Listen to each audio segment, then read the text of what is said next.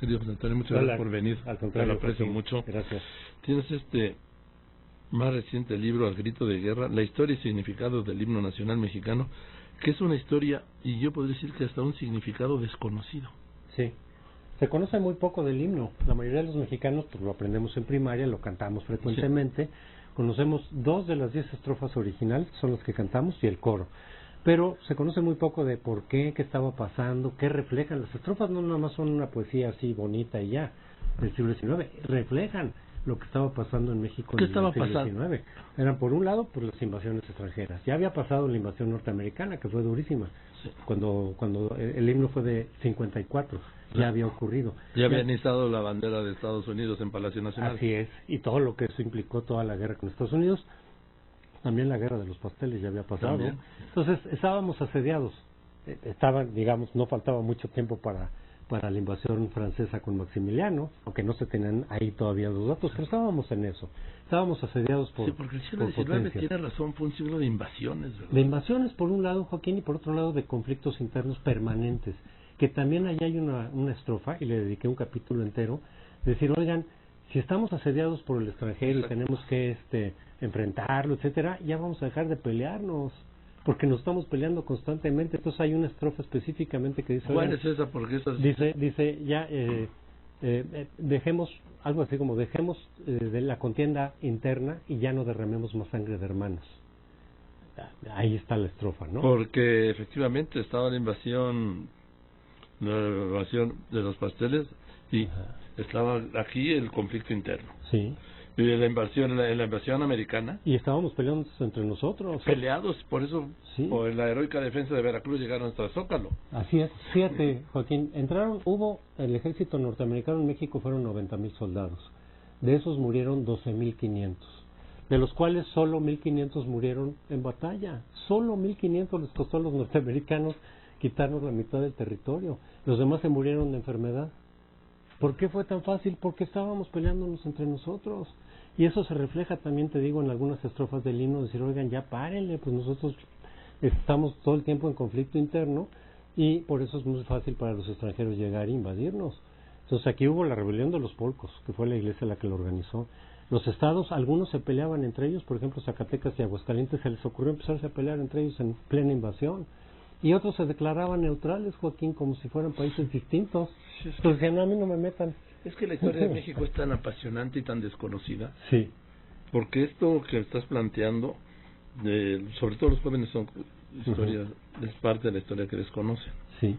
Que, vamos, ven el siglo XIX como algo así como el decimonónico, ¿no? Sí, sí.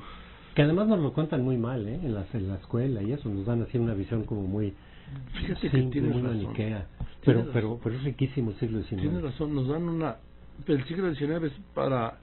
En la escuela en el siglo XIX lo único que existió fue la invasión de Estados Unidos. Y la pérdida del territorio. Sí. Juárez, y ya para algunos ya más avanzados, Juárez, la Reforma, Maximiliano, el Imperio. Pero, y ya. Pero además contado muy maniqueamente, o sea, los buenos son buenos, y los malos son villanos irredentos, y no, es muy compleja la historia. Entonces sí nos las enseñan muy mal. Y fíjate, sobre el himno, algo que poca gente conoce, creo, pero ahí viene. Se hizo la convocatoria para el concurso del himno para celebrar los 25 años de que México le había ganado la guerra ya definitivamente a España. Años después de declarar la independencia, los españoles intentaron reconquistar México en 1829. Se organizó una parte del ejército y buena parte del pueblo mexicano para enfrentarlos y les ganamos. No fue el triunfo de una batalla, fue el triunfo de una guerra. Una guerra también desconocida. Y fíjate, ¿por qué una guerra de esa magnitud que logramos ganarle a España no se celebra? ¿Sabes cuándo ocurrió esa guerra? No. El 11 de septiembre de 1829. El 11 de septiembre no se celebra nada. ¿Por qué nos quitamos de la historia y de nuestros festejos cívicos esa guerra? No fue solamente una batalla como el 5 de mayo, fue ganar la guerra. Porque el general que estaba al mando de eso era Santana. Y como después ya fue traidor, pues ya lo quitaron. ¿Esa guerra cuánto duró? Duraron unos poquito, porque fue una expedición muy mal organizada, pero la ganamos los mexicanos de pies a cabeza, unas 3 semanas. Porque luego ya se derrotaron y se fueron los españoles para siempre. Esa es la guerra ignorada. Sí, ignorada, es la de Tampico. es la de Tampico 1829. A raíz de eso, digo, las cosas tienen su... Santana ya después pudo ser presidente, porque ahí se lo nombraron incluso benemérito en grado heroico de la patria, gracias a ese triunfo. Entonces, en ese momento él era un héroe, por eso. Y ahorita, ¿quién se acuerda de ese episodio? No, es que no se recuerda, es que se desconoce. Se borró completamente de la historia por haber sido Santana, pero a raíz de los 25 años de aniversario de ese episodio se convocó para el himno nacional. Porque antes pues no había algún tipo de himno que se cantara o algo. Hubo muchísimos intentos de himnos, pero no se había oficializado. Había habido muchos intentos de himnos desde la Guerra de Independencia. Hay un canto por ahí dedicado a Hidalgo, un agente de Javier Mina, de los que vinieron, ¿sí?, hizo también un intento de himno, ahí lo pongo, ¿no?, algunas estrofas, y luego muchos intentos de himnos, pero hasta que no vino, y fíjate, y después de que vino el concurso, tampoco se reconoció luego este himno, ¿no? El que cantamos nosotros, ¿no? Fíjate, una cosa que muy interesante, que también se conoce poco, el gobierno de Juárez, desde que cayó Maximiliano se adoptó este himno. ¿Es Maximiliano? Maximiliano sí se cantaba este himno, el nuestro, el actual, pero Juárez no. Entonces, cuando cae Maximiliano, los años del gobierno de Juárez que quedan, antes de morir, hicieron un himno distinto que se llama Marcha Zaragoza, en honor al 5 de mayo. Y ese era el himno mexicano oficial, era el que se cantaba, no este. Fíjate que lo que nos estás contando, que es apasionante, de verdad es apasionante. El himno lo manda a hacer Santana. Hace que se cante Maximiliano. Lo elimina Juárez. Lo desconoce completamente. Sí, y hace su propio himno. Así. Y luego lo recupera Porfirio Díaz. Y ahí es donde ya. Y luego fíjate, es que resulta que el himno es, producto de los villanos oficiales de la historia. Sí, como la bandera, que es Iturbide. Claro. No es tan villano Iturbide, pero era conservador, era realista. Pero el himno es totalmente conservador, por eso los liberales lo desconocían. Constantemente decían, no, ese himno, decía Juárez, está hecho por un extranjero y un hijo de español, porque Bocanegra era también hijo de español. Sí. Y son conservadores, y además hizo bajo la presidencia de Santana. No tenemos nada que ver con ese himno. Entonces hizo su marcha de Zaragoza, y ese fue el himno durante el gobierno de Juárez. ¿Y cómo es que convoca Santana al himno? Ya sé por qué, pero ¿cuál es el procedimiento para el concurso? Se hizo una convocatoria pública, se inscribieron varios, tanto para la música como para la letra. Primero se iba a hacer la letra, y ya que estuviera la letra, entonces sobre eso se podía musicalizar. Entonces se hizo así, y hay una anécdota interesante ahí también. Se trató de hacer trampa varias veces. Varios otros compositores extranjeros que querían hacer el himno mexicano se arreglaban con las autoridades mexicanas, sí, para que cuando ya se había aceptado el himno de Bocanegra y de Jaime Nuno, que es el que la musicalizó, volvían otra vez a meter otras a ver si pegaban, ¿no? Así como cachirules, una y otra vez. Entonces Jaime Nuno decía, pues que no, ya me declararon ganador, ya me dijeron que publicara, digamos, las partituras, y siguen metiendo concursantes. O sea, se trató de hacer trampas. Y el que ya lo institucionaliza es Porfirio Díaz. Sí, aunque se oficializa, fíjate, hasta el siglo XX. Hasta entrado el siglo XX, pero ya se cantaba desde Porfirio Díaz. ¿Y quién oficializó en el siglo XX? Ávila Camacho. Hasta no me digas, hasta los 40. Sí.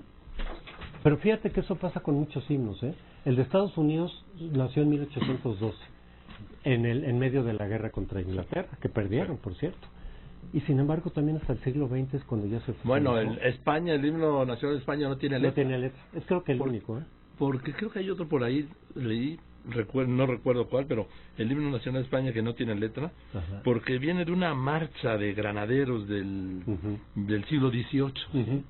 Así es. Y luego en un momento se consideró como la marcha real, y los republicanos no lo aceptaban. Exacto. ¿Sí? Eso ocurre muy frecuentemente, ¿no? Y luego se recupera.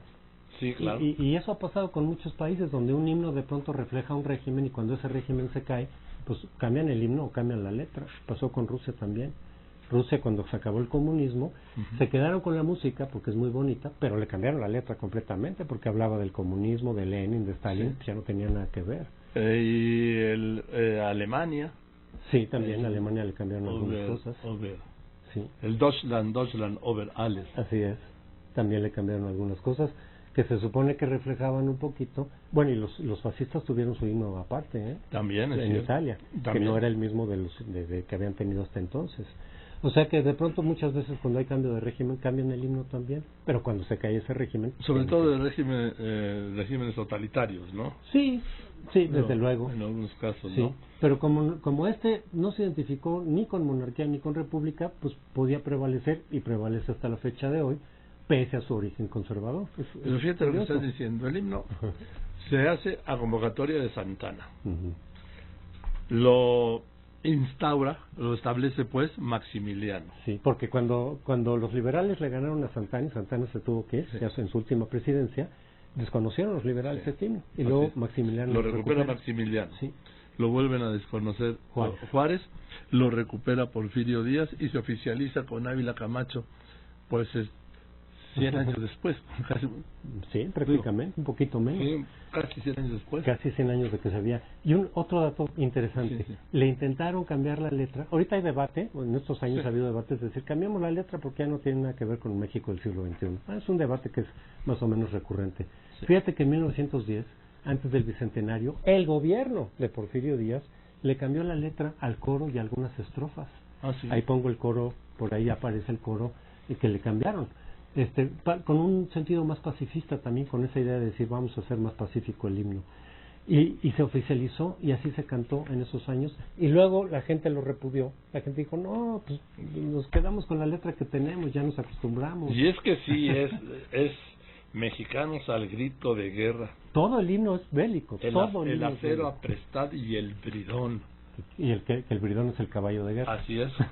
Sí. Pero todo el himno, Fíjate que ya también hago una comparación con himnos de América Latina, que tenemos historia en común, muchas cosas en común, y el nuestro es el más bélico. El nuestro, todo el himno es bélico, estrofa por estrofa. Es que tienes tú toda la razón.